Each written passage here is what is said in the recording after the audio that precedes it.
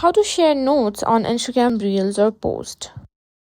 In today's tutorial, we're going to cover an exciting new feature that lets you add notes on Instagram Reels or post.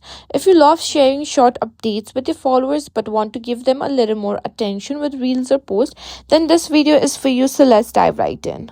First things first, open your Instagram app and make sure you're logged into your account. Now, simply find the reel that you want to add your note on.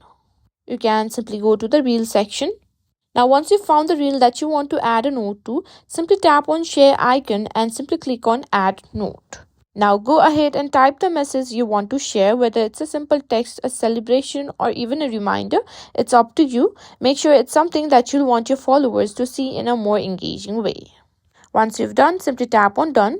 You can simply repeat this process for another reel as well. Just go to add note, simply add your note over here and simply click on share. And that's it. That's how you simply successfully share an Instagram note on your reels or post.